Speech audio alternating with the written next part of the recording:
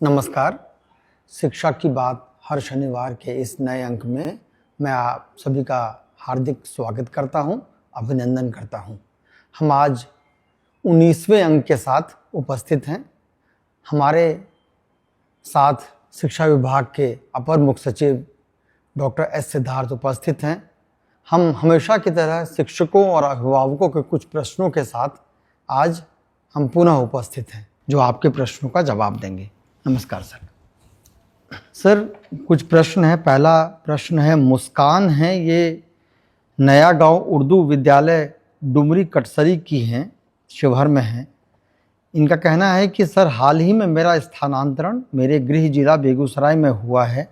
इसके लिए मैं विभाग का हृदय से आभार प्रकट करती हूँ, परंतु मुझे अभी तक विद्यालय अलॉट नहीं हुआ है। सर, विभिन्न शिक्षकों के द्वारा चलाए जा रहे यूट्यूब तथा अन्य चैनलों से जो जानकारी प्राप्त हो रही है, उससे बहुत ज़्यादा विचलित हूँ। कृपया समाधान करें। देखिए, हम लोगों ने जैसे कहा, हम लोगों ने करीब 80,000 ट्रांसफ़र्स करीब हम लोगों ने किए, और 1 से 6 कैटेगरी में जो प्रथम 6 कैटेगरी है उसको हम लोगों ने हम लोगों ने स्कूल अलॉट कर दिया, केवल 34 लोगों को छोड़ के।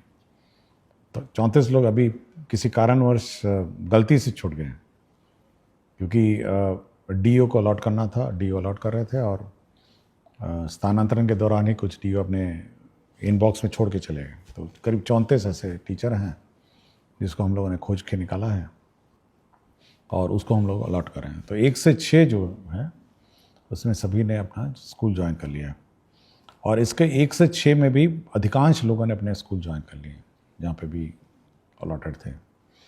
लेकिन कुछ लोगों ने ज्वाइन समय पे नहीं किया।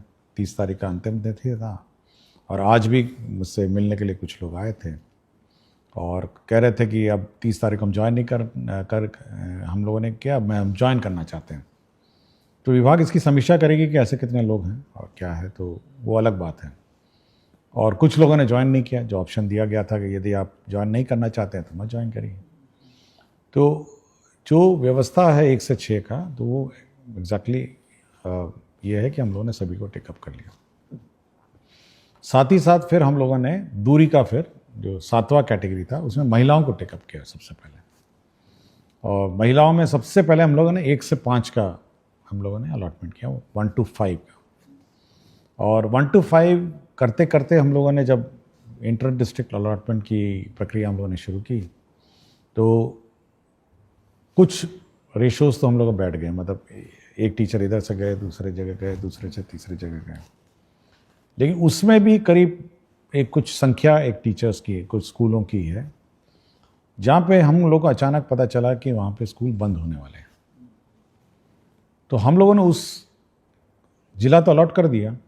हम लोग नहीं चाहते थे कि कुछ को स्कूल अलॉट कर दें और कुछ को जिला भी नहीं अलॉट करें, तो हम लोग ने जिला अलॉट कर दिया। और हम लोग इस व्यवस्था में मैनेज करने के में है कि कुछ टीचर्स वहाँ जब जाएंगे तब हम लोग उस टीचर्स को रिलीव कर देंगे। तो ये प्रक्रिया ऑनगोइंग है कि धीरे धीरे। और इसी में भी आपका जब आप देखेंगे कि हम लोगों ने TRE 3 में जो बचे हुए कैंडिडेट्स हैं उनका काउंसलिंग शुरू किया। उसके बाद डीलेड एमएड वाला जो केस मुकदमे से जो अभ्यर्थी आए हैं 150 और 1,500, वो भी आ रहे हैं। तो ये सब जो ज्वाइन करेंगे, तो ये सारे जो जहाँ पर एक संभावना थी कि टीचर्स मतलब स्कूल बंद हो जाएंगे, तो वहाँ पे पोस्टिंग करते हुए इनको रिलीव करेंगे। और मोस्टली ये जो 1 से 5 वाले टीचर हैं, ये बहुत ही पैनिक हो रहे हैं कि अब क्या होगा। तो ये जब आपको जिला ही अलॉट हो गया, तो आप थोड़ा वेट कर सकते हैं कि भाई हम लोग कोशिश कर रहे हैं कि पठन पाठन इफेक्ट ना हो, और टीचर्स पोस्टिंग के बाद आपको वहाँ से रिलीव कर देंगे, तभी हम लोग स्कूल अलॉट करेंगे। साथ ही साथ एक टीचर आपके यहाँ जाएगा और एक टीचर आप रिलीव हो जाएंगे। तो ये 7वां कैटेगरी हम लोगों ने ये किया है। और अब आप पूछेंगे कि 7वां पुरुष का क्या होगा, तो हम लोग ये वर्कआउट कर रहे हैं कि सबसे प्रथम जो लॉट होगा वो लॉट होगा जहाँ पर टीचर्स ज़्यादा हैं। जिन जिलों में वहाँ के पुरुषों को हम लोग जहाँ पे टीचर्स कम हैं उस ज़िले में शिफ्ट करेंगे। और आपको मैं जानकारी दे दूंगा कि जब 1 से 5 का आज हम लोगों ने PTR देखा, स्टूडेंट टीचर रेशो पूरे राज्य का, तो ऐसे भी जिले हैं जहाँ 13 बच्चों पर एक टीचर है, और ऐसे भी जिले हैं जहाँ 44 बच्चों पर एक टीचर है। मैं जिलों का नाम नहीं लूँगा, लेकिन ये इसको नॉर्मलाइज करना भी एक बड़ा चैलेंज हो गया है। तो हम लोग कोशिश में हैं कि जहाँ पर टीचर्स ज़्यादा हैं और जहाँ पर टीचर्स कम हैं, यदि पुरुषों ने वहाँ के लिए ऑप्ट किया है तो वहाँ पे हम लोग उनकी स्वेच्छा अनुसार वहाँ पे हम लोग ट्रांसफ़र कर देंगे। तो ये पुरुषों का एक्सरसाइज भी हम लोग कर रहे हैं। और फिर धीरे धीरे जो महिलाओं का भी इशू रह जाएगा, जो मतलब बाकी पुरुषों का रह जाएगा, तो ये इस पर निर्भरता रहेगी कि कहाँ पे टीचर्स कम हैं और कहाँ पे टीचर्स ज़्यादा हैं, उसके आधार पर उसको हम लोग टेकअप करेंगे। तो पुरुषों को हम लोगों ने नहीं छोड़ा, पुरुषों पर भी हम लोग एक्सरसाइज कर रहे हैं। और बीच बीच में यूट्यूब और फेसबुक और सोशल मीडिया अचानक पैनिक टीचरों में क्रिएट कर देते हैं कि लगता है अब ट्रांसफ़र रुक जाएगा। देखिए, हम लोग कंटिन्यूसली इस पर काम करते रहते हैं, और मेरी टीम है, मेरे ऑफिसर्स हैं, कंटिन्यूसली सबको एक काम दिया है। कुछ को पुरुषों का दिया है, कुछ को महिलाओं का दिया है, कुछ को 1 से 6 का जो इश्यूज़ हैं उसको सेटल करने का दिया है। तो ये पैनिक कभी नहीं होना चाहिए। और हम लोग का ऑफिशियल चैनल है, सरकारी चैनल है, हम लोग शिक्षा की बात करते हैं। और जब भी हम लोग प्रेस रिलीज़ करते हैं, एक ऑफिशियल प्रेस रिलीज, इसको इंटरप्रेट करने की कोशिश मत करिए। होता है कि अचानक आप इंटरप्रेट उसको करते हैं। हम लोगों ने जैसे ऐच्छिक स्थानांतरण दिया, ये एक ऑप्शन था, आप ऑप्शन मतलब चुनिए या नहीं चुनिए, लेकिन उसको इंटरप्रेट करने लगा कि लगता है कि अब ऐच्छिक स्थानांतरण होगा और कोई स्थानांतरण नहीं हुआ। ये कभी हम लोगों ने नहीं कहा ये बात। तो हमेशा देखिए, जब हम लोग प्रेस रिलीजेस देते हैं, आप थोड़ा इंतज़ार करिए, आप और इंटरप्रेट करने की कोशिश मत करिए। हमारा ऑफिशियल चैनल्स हैं जिस पर हम लोग अपना क्लैरिफिकेशन देते हैं, और हम चाहते हैं कि ये पूरी व्यवस्था ट्रांसपेरेंट हो और टीचर्स को जानकारी हो कि उनके साथ क्या हो रहा है। कोई बात हम छुपा के नहीं रखना चाहते कि भाई हम छुपा के रखे हुए हैं, और मतलब हम लोग अन्यथा बोलना नहीं चाहते। हमने आपको बता दिया कि 34 लोग, हम लोगों से गलती हो गई, छूट गया थे। हम लोग जिसको खोज के निकाले थे, जिनको 1 से 6 कैटेगरी में, जिनको जिला अलॉटेड है, स्कूल अलॉटेड नहीं है, कर रहे हैं। और जो लोग अब कुछ लोगों ने मुझसे पूछा, अचानक बहुत सारे मैसेजेस आए कि सर अंतर जिला वाले को तो आपने पास कर दिया और बाहर वाले जिले को आपने छोड़ दिया। देखिए, टीचरों को समझना भी ये चाहिए। देखिए, सीनियरिटी जब टीचरों की लिखी जाती है, तो जब आप किसी अन्य जिले में जाते हैं तो आपकी सीनियरिटी उस जिले के टीचरों के सीनियरिटी सबसे नीचे हो जाती है। ये भी समझना चाहिए। और प्राथमिकता हमेशा उस जिले के अंदर इनसाइडर टीचर की है, और आपकी प्राथमिकता उसके बाद आती है, क्योंकि आप उस जिले के अंदर जा रहे हैं। तो अचानक ये भी पैनिक हो गया कि देखिए, उसको तो कर दिए, हमको छोड़ दिए, हमको टेकअप किए तो उसको छोड़ दिए। तो हम लोग एक फॉर्मूला से चलते हैं और एक सिस्टम से चलते हैं। हम लोग कोई मतलब रैंडम नहीं करते हैं, और निर्णय भी रैंडम नहीं होते। उसकी पॉलिसी होती है कि देखिए, हम लोगों ने विद इन डिस्ट्रिक्ट है, इनको ऐसे ट्रीट किया, आउटसाइड डिस्ट्रिक्ट है क्योंकि उनकी प्राथमिकता नीचे है, सबसे नीचे है, उनको हम लोगों ने ऐसे ट्रीट किया। तो ये सब हम लोग देखते हैं। तो कभी भी टीचर को ये नहीं सोचना चाहिए कि हम पक्षपात करते हैं या कोई रैंडम व्यवस्था करते हैं। हम लोग जो ट्रीटमेंट किसी एक कैटेगरी टीचर के साथ करते हैं, वही ट्रीटमेंट हम लोग बी कैटेगरी टीचर से। और कोई हम लोग मतलब इसका गलत इंटरप्रिटेशन किसी टीचर या किसी सोशल मीडिया में, जो हमारे टीचर्स ग्रुप बहुत सारे हैं, उनको नहीं करना चाहिए। आप पूछ सकते हैं, विभाग से पूछ सकते हैं, बहुत सारे पदाधिकारी हैं, डायरेक्टर हैं, डीईओ हैं। और हम लोगों ने ये भी व्यवस्था की है व्यवस्था में कि अगर आप अपने प्रेजेंट पोस्टिंग से शुद्ध हैं विद इन द डिस्ट्रिक्ट, तो आप अपने स्थापना समिति, अपने ग्रीवांस पोर्टल में आप अप्लाई करिए। और ग्रीवांस पोर्टल डीईओ देखते हैं, आरडीडी देखते हैं, और हम भी देखते हैं, और मॉनिटरिंग उसकी होती है। और जिला स्थापना जो समिति है, जो डिस्ट्रिक्ट की कमेटी है, वो अगर आपको कोई विशेष समस्या हो, मतलब बहुत ही विशेष समस्या हो, एनमास तो नहीं ले सकते, अचानक फिर से 10-20 हज़ार का शुरू नहीं कर सकते, लेकिन आपको कोई विशेष समस्या है, आपकी सुनवाई करेगी और आपके समस्या का समाधान करेगी। और मैं बार बार यही बात कहता हूँ, और हर फोरम पे यही कहता हूँ कि टीचर्स की सुविधा तो हम लोग कंसिडर करते हैं, लेकिन बच्चों की असुविधा हम लोग मतलब क्रिएट नहीं करना चाहते हैं।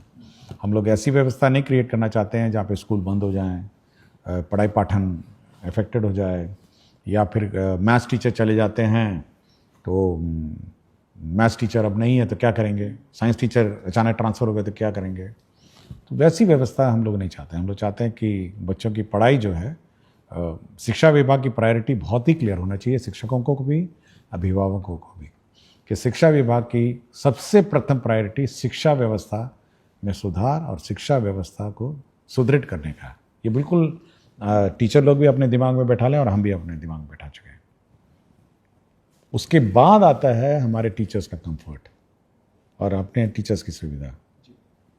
ये ऊपर ओवरराइड नहीं कर सकता है कि हम अचानक टीचरों को रिलीव कर दें और स्कूल बंद कर दें। नो, ये हम लोग नहीं कर सकते। शिक्षा व्यवस्था, सरकार 22% बजट इसलिए देती है कि हमारे बच्चे पढ़ें, हमारे बच्चों को अच्छी पढ़ाई हो, और इसीलिए सरकार ने बहाल किया है विभिन्न स्कूलों के लिए टीचर्स की पढ़ाई सुचारू रूप से चले। हाँ, आप लोगों को कठिनाई हुई है, बहुत सारे पोस्टिंग रैंडम पूर्व के सालों में हुए हैं। हम लोग उसको रिजॉल्व करने की कोशिश में लगे हैं, और इसमें पेशेंस होना चाहिए और थोड़ा सब्र करना चाहिए टीचरों का। अगर किसी का कोई इशू है तो उसकी सुनवाई होगी और उसका रिजॉल्व होगा, लेकिन अचानक पैनिक नहीं होना चाहिए कि अचानक कोई अब नहीं, ये नहीं होगा, वो नहीं होगा। ये थोड़ा पैनिक टीचरों में नहीं होना चाहिए। आपको अपने पाठन में ध्यान दीजिए और धीरे धीरे आपकी एक एक बात की सुनवाई होगी, और जहाँ तक यथासंभव, मैं बात बोलता हूँ, यथासंभव हम लोग आपका ख्याल रखेंगे, लेकिन आप अपने शैक्षणिक व्यवस्था और पढ़ाई व्यवस्था सुदृढ़ रखें और यह सुनिश्चित करें कि आपके विद्यालय में पढ़ाई। बहुत बहुत धन्यवाद सर। मैडम मुस्कान के माध्यम से ही, सवाल के माध्यम से ही आपने बहुत विस्तार से बताया है, और मुझे लगता है कि बाकी शिक्षकों के लिए भी ये बहुत लाभप्रद है। सर, दूसरा प्रश्न है, प्रिंस तिवारी हैं, वैशाली जिला के पातेपुर ब्लॉक के, ये संस्कृत के अध्यापक हैं। इनका कहना है कि संस्कृत में मैं बच्चों को आगे बढ़ता देखना चाहता हूँ, पर उन्हें लगता है कि संस्कृत से उनका कुछ नहीं होगा, जबकि संस्कृत के पाठ्यक्रम में वेद मंत्र, वैदिक साहित्य और वेदांत हैं। ज्ञान, संस्कृत, दर्शन और वैज्ञानिक चेतना वाली भाषा संस्कृत से बच्चों को कैसे जोड़ा जाए, मार्गदर्शन चाहता हूँ। देखिए, आपको जानकारी होगा, हम लोगों ने संस्कृत बोर्ड के अध्यक्ष की भी नियुक्ति हाल ही में की है, और हम लोग डिस्कशन भी कर रहे थे। कल की बैठक में मैं बात भी कर रहा था कि कैसे संस्कृत शिक्षा को और सुधार किया जाए, और यह सबसे पुरानी हमारी भाषा है, और हमारे धर्म ग्रंथ भी इसी भाषा में लिखे गए हैं, और हमारे वेद और पुराण जो भी कही गई है, और बहुत सारी भाषाओं की ये मतलब ये बेस भाषा है, मतलब इस पर बहुत सारी भाषाएं हैं इस देश की, इसके ऊपर बनाई गई। इसलिए ये बहुत ही हमारे लिए मतलब इम्पॉर्टेंट भाषा है, और हम लोग के दिल के करीब है, ये इम्पॉर्टेंट है। और एक तो जैसे बहुत सारे वेद मंत्र और ये सब में तो है ही है, लेकिन बहुत सारी सरकारी नौकरियों में भी आजकल संस्कृत एक बहुत इम्पॉर्टेंट, यूपीएससी में है आपकी संस्कृत भाषा है, आर्मी में बहुत सारे नौकरियां हैं, साथ ही साथ शैक्षणिक संस्थाओं में भी ये संस्कृत भाषा में नौकरियां हैं, और साथ ही साथ ये बहुत ही कंप्यूटर फ्रेंडली भाषा है। ये इतनी मैथमेटिकल है कि ये कंप्यूटर फ्रेंडली भाषा है, इसलिए बहुत सारे मैं कहीं पढ़ रहा था कि कुछ लोग नासा में भी संस्कृत पे पेपर लिखे हैं, मैं जस्ट पढ़ रहा था। लेकिन ये बहुत ही महत्वपूर्ण भाषा है, और ये हम लोग के दिल के करीब, और ये बहुत ही आदर से हम लोग को इसको पढ़ना चाहिए और इंटरेस्ट लेना चाहिए। शुक्रिया सर। एक हैं पुनीता कुमारी, राजकीय मध्य विद्यालय कोटवा गोपालगंज की हैं। इनका कहना है कि सर्वप्रथम आपके द्वारा किए गए बेहतरीन कार्यों हेतु आपको साधुवाद दे रही हैं सर। महोदय, आपके द्वारा अभिभावक गोष्ठी को लेकर एक कैलेंडर जारी किया गया है जो बेहद सराहनीय और प्रशंसनीय है। महोदय, क्या उक्त कैलेंडर को सभी विद्यालयों के सूचना पट पर लगाया जा सकता है, जिससे कि अभिभावकों को पूर्व से ही गोष्ठी के संबंध में सूचना मिल सके? यह अत्यंत लाभकारी सिद्ध होगा। ये अच्छा सुझाव है। हम लोग कोशिश करेंगे कि जो भी नोटिस बोर्ड है उसमें अगला अभिभावक गोष्ठी का डेट अंकित रहे, ताकि अभिभावकों को पता चल जाए कि ये गोष्ठी का अगला तिथि है, और सभी लोग अभिभावक और कोशिश भी करेंगे, देखते हैं, ट्रायल लेते हैं कि सभी को SMS, क्योंकि कुछ अभिभावकों का फ़ोन नंबर भी हैं, कोशिश करते हैं कि SMS से भी खबर कर दें कि अगला अभिभावक, अभी बच्चे का अगला अभिभावक गोष्ठी फलाना है, भाग लें, ये भी कोशिश करते हैं। लेकिन अच्छा सुझाव है कि अभिभावक गोष्ठी की सूचना अच्छी तरह दी जाए। बहुत उपयोगी है सर। एक शिक्षक ने पूछा है कि आदरणीय ACS महोदय, वोटर सत्यापन के कार्य में विद्यालय के 80-90% शिक्षक लग गए हैं। ऐसे में जो विद्यालय में रह गए हैं उन्हें बहुत कठिनाई हो रही है। कई विद्यालयों में मात्र एक ही शिक्षक है। ऐसे में विद्यालय का संचालन कैसे करेंगे, इस पर कोई दिशा? देखिए, इलेक्शन का कार्य महत्वपूर्ण कार्य है, और ये पीपल्स रिप्रेजेंटेशन एक्ट से गवर्नड है, इसलिए उसके बारे में मैं कोई टिप्पणी नहीं करूँगा। लेकिन मैंने सभी DOs को कहा है कि वो मॉनिटर करें हर स्कूल्स को, जहाँ पे भी टीचर्स अपने वोटर लिस्ट पुनरीक्षण कार्य में व्यस्त हैं, तो अन्य अगल बगल के स्कूलों में से टीचर्स को लगा के डिप्यूट करके संचालन करेंगे, और ये सुनिश्चित करेंगे कि शैक्षणिक कार्य प्रभावित नहीं हो, क्योंकि आगे फिर इलेक्शन भी है, उसमें भी हो सकता है ये सब कार्य प्रभावित होगा। और साथ ही साथ RDD को भी कहा गया है कि आप मॉनिटर करिए कि ऐसा ना हो कि सारे के सारे टीचर वोटर लिस्ट वेरिफिकेशन में चले जाएं और शैक्षणिक कार्य प्रभावित हो। अगल बगल पंचायत में, उसी पंचायत के टीचरों को डिप्यूट करके उसको काम शुरू किया जाए और सुनिश्चित किया जाए कि शैक्षणिक कार्य प्रभावित हो। शुक्रिया सर। एक सतीश कुमार हैं, ग्राम पिपरा धुकरहा, रामनगर, पश्चिम चंपारण के। ये निवासी हैं सर। इनका कहना है कि इनके 2 बच्चे हैं, पिपरा धोकरहा रामनगर में ये पढ़ते हैं। महाशय, आजकल अत्यधिक गर्मी के सीज़न में भी किसी कक्ष में पंखा नहीं लगवाया गया है, जिसकी वजह से हमारे बच्चे की तबीयत खराब हो जाती है। अतः महाशय से निवेदन है कि विद्यालय में पंखा। देखिए, हम लोगों ने सभी हेडमास्टर्स को 50,000 रुपये दिया था, लास्ट ईयर भी दिया और इस साल भी दिया। ये इसीलिए दिया था कि पंखा लगाइए और तार खींच के पंखा लगाइए, स्विच लगाइए। ये बिल्कुल स्पेसिफिक डायरेक्शन है, क्योंकि ये मुख्यालय से हम लोग कुछ नहीं कर सकते। हम लोगों ने सभी को पैसे दे दिया कि भाई आप पंखा लगाइए, और अब ये भी कहा कि गर्मी सीज़न के शुरुआत में ही आप लगाइए। अब ये क्यों ये लापरवाही हेडमास्टर साहब ने की है, इसकी मैं जांच करवाता हूँ, क्योंकि मैंने सुनिश्चित किया था कि आप गर्मी शुरू होने से पहले सारे कमरों में पंखा कितना दाम होगा, 5,000 से ज़्यादा का क्या होगा, तार वार लगाना है, स्विच लगाना है। अब 50,000 मैंने दिए हैं सारे स्कूल को, 2 बार दे चुका हूँ मैं। तो ये मैं चेक करता हूँ कि हेडमास्टर ने क्यों नहीं किया, और ये बिल्कुल स्पष्ट है। मतलब मैं बाकी अभिभावक को कह रहा हूँ कि ये हेडमास्टर को पैसा दिया गया है पंखा लगाने के लिए, स्विच तार सबके लिए। Thank you sir. ये एक मनीष कुमार हैं, वर्तमान में अररिया जिले के नरपतगंज ब्लॉक के उत्क्रमित उच्च विद्यालय मिर्दौल में PGT केमिस्ट्री के शिक्षक हैं। इन्होंने कहा है कि मैंने अपनी पढ़ाई IIT पल्लाक्कड़ केरला से की है। उसके पश्चात PW कैरियर पॉइंट जैसे बड़े कोचिंग संस्थानों में केमिस्ट्री फैकल्टी के रूप में 1 लाख रुपए से अधिक की महीने की सैलरी छोड़कर सरकारी विद्यालय में शिक्षण प्रारंभ किया, ताकि आर्थिक स्थिति से जूझ रहे बच्चों के JEE नीट जैसे परीक्षा को पास करने में बाधा न आए। लेकिन वर्तमान स्थिति यह है कि यहाँ फिजिक्स और मैथमेटिक्स के PGT शिक्षक ही नहीं हैं, जिसके चलते टीम वर्क हो नहीं पा रहा है, साथ ही अन्य परेशानियों का भी सामना करना पड़ रहा है। अतः मेरा उद्देश्य पूरा नहीं हो पा रहा है। तो क्या मुझे BSEB फ्री कोचिंग ज्वाइन करने का आदेश और स्वीकृति विभाग से मिल सकता है? देखिए, हम लोगों ने, आपको याद होगा, हाल ही में हमने चिट्ठी लिखा है कि जहाँ पर जो सब्जेक्ट टीचर्स नहीं हैं, आप डेपुटेशन से उसको काम चलाइए। अगल बगल पंचायत के जो स्कूल्स हैं उसी में आप डेपुटेशन से काम चलाइए। और हमारी बात भी हो रही है साइंस एंड टेक्नोलॉजी डिपार्टमेंट के साथ कि कुछ फैकल्टी या कुछ स्टूडेंट्स जो मतलब मैथ्स और साइंस पढ़ा सकें, तो वो भी कुछ कंट्रीब्यूट करेंगे। तो ये 2 स्ट्रीम है जो हम लोग कर रहे हैं, और कोशिश करेंगे कि ये जो टीचर्स की कमी है ये पूरी हो जाए, और अगला जो रिक्रूटमेंट है उसमें हम विशेषकर ये जो स्पेसिफिक सब्जेक्ट वैकेंसीज़ हैं इस पर ज़्यादा ध्यान देंगे।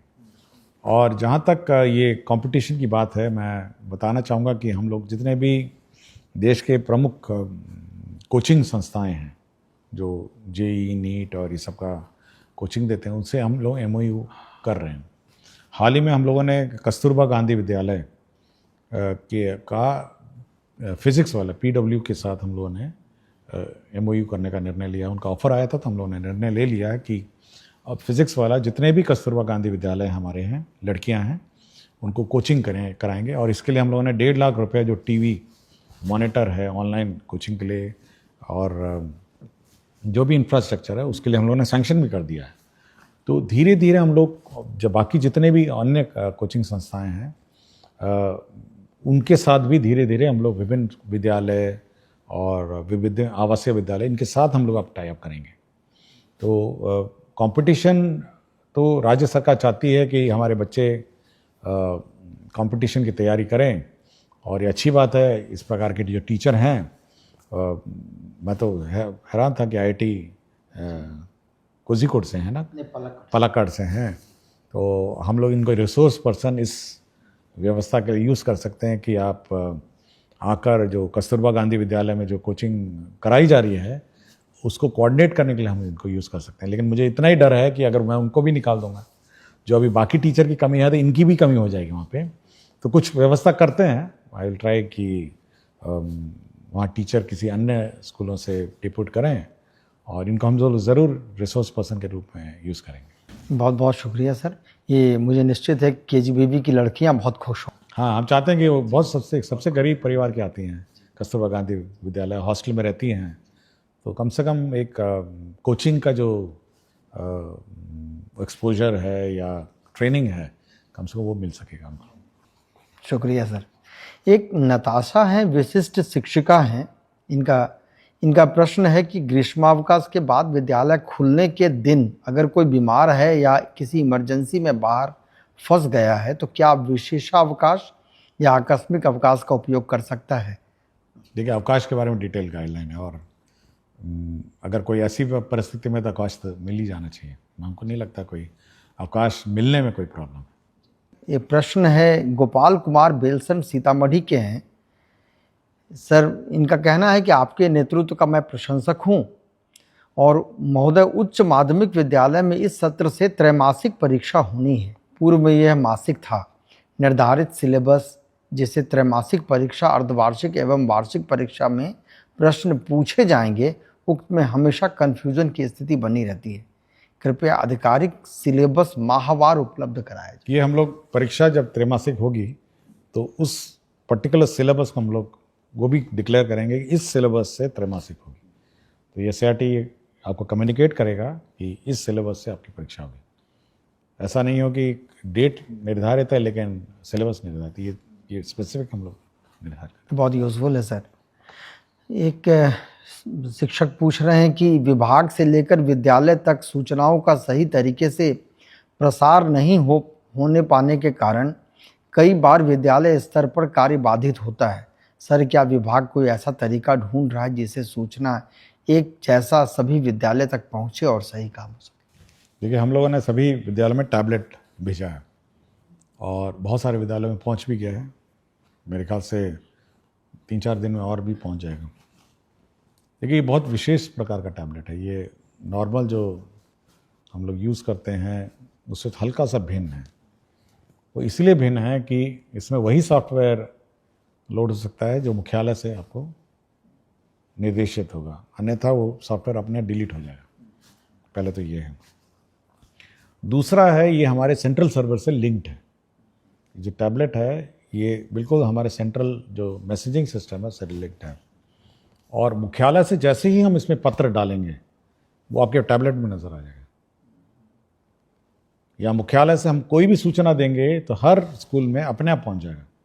ये डीओ से, फिर डीओ से बीओ, बीओ से टीचर, या फिर सोशल मीडिया के माध्यम से बिल्कुल मतलब वो बंद कर दिए। हम अगर कहेंगे कि ये टीचर का पत्र है और अभी तुरंत जाना है तो सारे स्कूल के टैबलेट में पहुंच जाएगा। तो अब वो व्यवस्था हो गई है कि हम लोग बिल्कुल मैसेजिंग सिस्टम जो है बिल्कुल कनेक्टेड हो गई है। मतलब हम लोग यहाँ से भेजेंगे और वो वहाँ के टैबलेट में आ जाएगा। और साथ ही साथ उल्टा भी है, हम लोग अगर टैबलेट से कोई सूचना निकालना चाहेंगे तो ऑटोमेटिकली पुल व्यवस्था भी है कि हम उस टैबलेट को एक्सेस कर सकते हैं और वहाँ से हम लोग सूचना प्राप्त कर सकते हैं। तो ये 2 वे कम्युनिकेशन है, वो टैबलेट है और बहुत महत्वपूर्ण डिवाइस है। ऐसा नहीं है कि वो कोई नॉर्मल मोबाइल फ़ोन की तरह की, ये कम्युनिकेशन डिवाइस है और ये लिंक करता है हमारे मुख्यालय के सेंट्रल सर्वर को, डीओ को, बीओ को और टीचर को। तो इसलिए बहुत ही महत्वपूर्ण ये इंटरवेंशन है। मुझे लगता है सर कि इसके बाद का सवाल के जवाब आपने ऑलरेडी दे दिया है। सवाल है कि हम लोगों को विभाग के द्वारा टैबलेट फ़ोन दिया गया है सर, बच्चे इसे देखकर बहुत खुश हुए और आपको धन्यवाद दिए सर। अब इस टैबलेट का करना क्या है? नहीं, ये बच्चों के लिए नहीं था। नहीं, ये बच्चों के लिए नहीं है बिल्कुल। मैंने एक फ़ोटो देखा था जिसमें बच्चों ने मुझे ही धन्यवाद दे दिया, तो मैं पूछा भी कि भाई ये तो बच्चों के पास जाना नहीं था, ये बच्चे इसको लेके क्या कर रहे हैं। देखिए, जो टैबलेट है वो पहले एक तो हेडमास्टर के पास रहेगा, फिर दूसरा टैबलेट जो है वो दूसरा टैबलेट प्रभारी है, तो तीसरा टैबलेट प्रभारी है। जहाँ 2 हैं वहाँ 2 ही रहें और 3 लोग या 2 लोग जो भी है इसको ऑपरेट करेंगे। और ये कम्युनिकेशन सिस्टम है शिक्षा विभाग का, मुख्यालय और स्कूल का बीच का। स्कूल की गतिविधियाँ वो टैबलेट में दर्ज करेंगे, मुख्यालय कोई सूचना देना चाहेगा दे सकता है, और मुख्यालय अगर किसी स्कूल की गतिविधियाँ देखना चाहेगा वो इस टैबलेट के माध्यम से देख सकेगा। तो ये कम्युनिकेशन डिवाइस है। ये बच्चों के लिए नहीं गया है, बच्चों के लिए अलग से है। बच्चों के लिए अलग से स्मार्ट क्लास बन रहा है, सैंक्शन हो रहा है। बच्चों के लिए अलग से आईसीटी लैब है। मैं चाहता हूं कि वो लोग उसमें ज़्यादा ध्यान दें, ये टैबलेट लेकर नहीं घूमें। और टैबलेट हमारे जो शिक्षकगण हैं वो कम्युनिकेशन के रूप में इसको यूज़ करें। और क्या पढ़ाना है, क्या कोर्स है, क्या सिलेबस है, क्या क्वेश्चन पेपर है, वो भी इसी में आना है। प्रश्न पत्र जो है वो भी इसी में आना है। और क्या कोर्स आप पढ़ाए हैं ये भी इसी में आना है। कितने बच्चे उपस्थित हैं ये भी आना है। तो ये बहुत महत्वपूर्ण डिवाइस है। ये इसको मतलब ये होलिस्टिक मॉनिटरिंग सिस्टम है विद्यालयों का। आपका बहुत बहुत शुक्रिया सर। मैं सभी देखने और सुनने वालों का धन्यवाद कहता हूं और अगले अंक में फिर हम पुनः कुछ प्रश्नों के साथ उपस्थित होंगे। तब तक के लिए धन्यवाद। नमस्कार।